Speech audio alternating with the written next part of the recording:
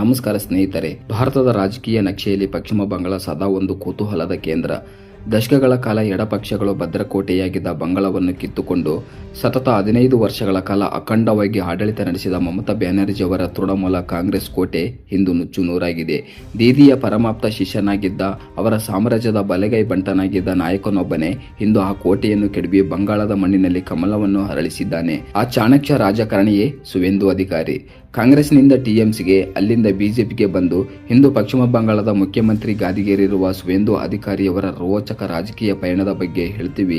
ನೀವು ಇನ್ನೂ ನಮ್ಮ ಚಾನಲನ್ನು ಸಬ್ಸ್ಕ್ರೈಬ್ ಮಾಡಿಕೊಳ್ಳದಿದ್ದರೆ ದಯವಿಟ್ಟು ನಮ್ಮ ಚಾನಲನ್ನು ಸಬ್ಸ್ಕ್ರೈಬ್ ಮಾಡಿ ಪ್ರೋತ್ಸಾಹಿಸಿ. ಹಾಗೆ ಈ ವಿಡಿಯೋಗೊಂದು ಲೈಕ್ ಮಾಡಿ. ಸುವೇಂದು ಅಧಿಕಾರಿ ಹುಟ್ಟಿದ್ದು 1970 ಡಿಸೆಂಬರ್ 15ರಂದು ಪಶ್ಚಿಮ ಬಂಗಾಳದ ಪೂರ್ವ ಮೆದಿನಿಪುರ ಜಿಲ್ಲೆಯ ಒಂದು ಪ್ರಭಾವಿ ರಾಜಕೀಯ ಕುಟುಂಬದಲ್ಲಿ. ಅವರ ತಂದೆ ಶಿಶಿರ್ ಅಧಿಕಾರಿ ಮತ್ತು ತಾಯಿ ಗಾಯತ್ರಿ ಅಧಿಕಾರಿ. ಶಿಶಿರ್ ಅಧಿಕಾರಿ ಅವರು ದಶಕಗಳ ಕಾಲ ಕಾಂಗ್ರೆಸ್ನಲ್ಲಿದ್ದ ಪ್ರಭಾವಿ ನಾಯಕ. ನಂತರ 2000ನೇ ಇಸ್ವಿಯಲ್ಲಿ ಮಮತಾ ಬ್ಯಾನರ್ಜಿ ಅವರ ಟಿಎಂಸಿ ಪಕ್ಷವನ್ನು ಸೇರ್ಪಡೆಯಾದರು. ಎರಡೆರಡು ಬಾರಿ ಶಾಸಕರಾಗಿದ್ದ ಶಿಶಿರ್ ಅಧಿಕಾರಿ 2009ರಿಂದ ಸತತ 3 ಬಾರಿ ಕಾಂತಿ ಲೋಕಸಭಾ ಕ್ಷೇತ್ರದಿಂದ ಸಂಸದರಾಗಿ ಆಯ್ಕೆಯಾದರು. ಯುಪಿಎ ಸರ್ಕಾರದ ಅವಧಿಯಲ್ಲಿ ಮನಮೋಹನ್ ಸಿಂಗ್ ಸಂಪುಟದಲ್ಲಿ ಕೇಂದ್ರ ಸಚಿವರಾಗಿಯೂ ಕಾರ್ಯನಿರ್ವಹಿಸಿದ ಹೆಗ್ಗಳಿಕೆ ಕೂಡ ಇವರದು.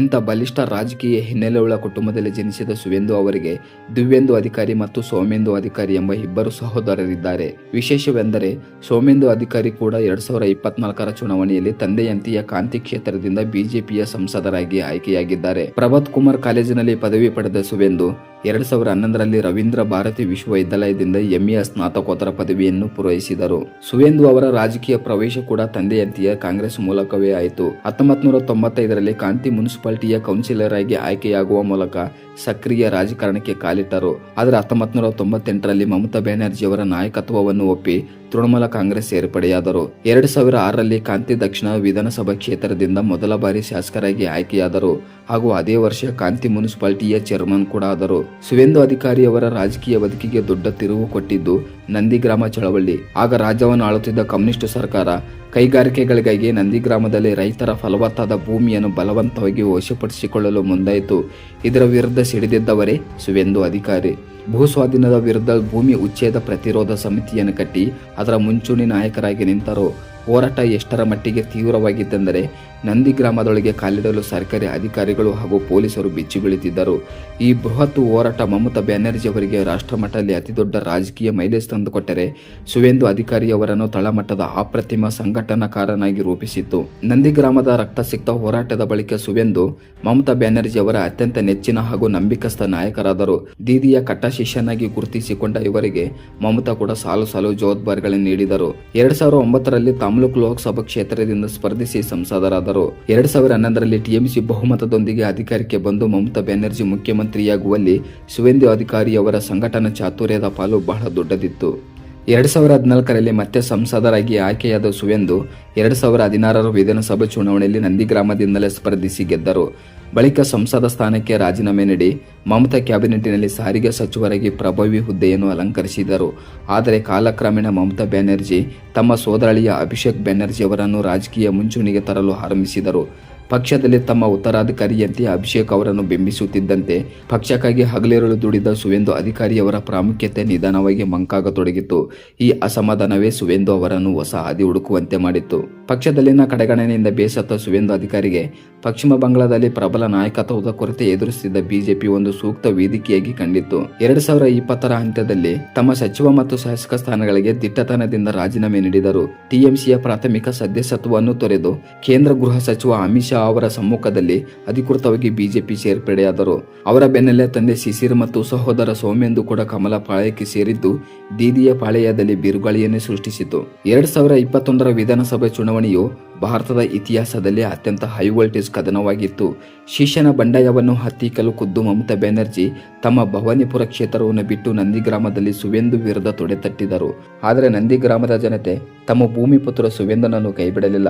ಇಡೀ ರಾಜ್ಯದಲ್ಲಿ ಟಿಎಂಸಿ 115 ಸ್ಥಾನ ಗೆದ್ದು ಬೀಗಿದರೂ ನಂದಿಗ್ರಾಮದಲ್ಲಿ ಮಮತಾ ಬ್ಯಾನರ್ಜಿ ತಮ್ಮ ಶಿಷ್ಯನ ಎದುರೇ ಆಘಾತಕಾರಿ ಸೋಲು ಅನುಭವಿಸಿದರು. ಇನ್ನು 2026ರ ವಿಧಾನಸಭಾ ಚುನಾವಣೆ ಪಶ್ಚಿಮ ಬಂಗಾಳದ ರಾಜಕೀಯ ಚಿತ್ರಣವನ್ನೇ ಬದಲಾಯಿಸಿ ಬಿಟ್ಟಿದೆ. ಈ ಬಾರಿ ಸಂಪೂರ್ಣವಾಗಿ ಬಿಜೆಪಿ ನೇತೃತ್ವ ವಹಿಸಿದ ಸುವೇಂದು ಹಿಂದೊಮ್ಮೆ ದೀದಿ ಮಾಡಿದ ರಣತಂತ್ರವನ್ನೇ ಅವರ ಮೇಲೆ ಪ್ರಯೋಗಿಸಿದರು. ಕೇವಲ ನಂದಿಗ್ರಾಮ ಮಾತ್ರವಲ್ಲದೆ ಮಮತಾ ಅವರ ತವರು ಕ್ಷೇತ್ರವಾದ ಭವಾನಿಪುರದಲ್ಲೂ ಖುದ್ದು ಸುವೇಂದು ಕಣಕ್ಕಿಳಿದರು.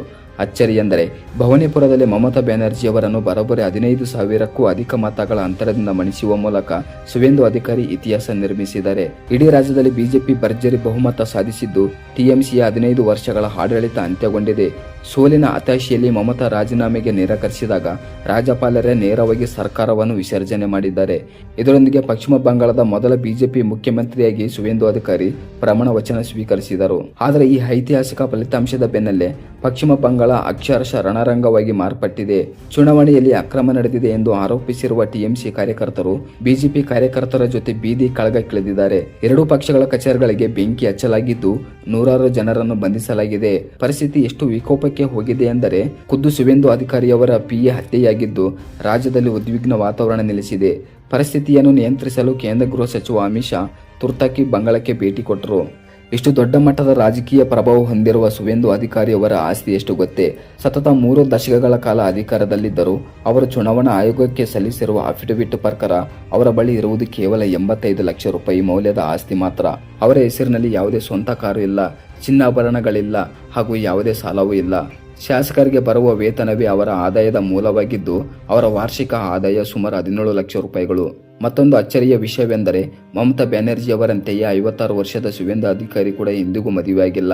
ತಮ್ಮ ಜೀವನವನ್ನು ಸಂಪೂರ್ಣವಾಗಿ ಸಮಾಜ ಸೇವೆ ಮತ್ತು ರಾಜಕಾರಣಕ್ಕೆ ಮೀಸಲಿಡುವುದೇ ತಾವು ಮದುವೆಯಾಗದಿರಲು ಕಾರಣ ಎಂದು ಅವರು ಹೇಳಿಕೊಂಡಿದ್ದಾರೆ. ಸ್ವಾತಂತ್ರ್ಯ ಹೋರಾಟಗಾರರಾದ ಚಂದ್ರ ಸಾಮಂತ್, ಸುಶೀಲ್ ಕುಮಾರ್ ದಾರಾ ಮತ್ತು ಅಜಯ್ ಮುಖರ್ಜಿ ಅವರಂತ ನಾಯಕರ ನಿಸ್ವಾರ್ಥ ಜೀವನದಿಂದ ಪ್ರಭಾವಿತರಾಗಿ ತಾವು ಕೂಡ ಇಡೀ ಜೀವನವನ್ನು ದೇಶಕ್ಕಾಗಿ ಮತ್ತು ಬಂಗಾಳದ ಜನತೆಗಾಗಿ ಮೀಸಲಿಟ್ಟಿರುವುದಾಗಿ ಸುವೇಂದು ಹೆಮ್ಮೆಯಿಂದ ಹೇಳಿಕೊಳ್ಳುತ್ತಾರೆ. ಒಬ್ಬ ಸಾಮಾನ್ಯ ಕೌನ್ಸಿಲರ್ ಆಗಿ ಆರಂಭವಾದ ಪಯಣ ದೀದಿಯ ಸಾಮ್ರಾಜ್ಯದ ಅತಿದೊಡ್ಡ ಆಧಾರ ಸ್ತಂಭವಾಗಿ ಬೆಳೆದು ಇಂದು ಅದೇ ಸಾಮ್ರಾಜ್ಯವನ್ನು ಹುರುಳಿಸಿ ಹೊಸ ಇತಿಹಾಸ ಬರೆಯುವ ಹಂತಕ್ಕೆ ಬಂದು ನಿಂತಿದೆ.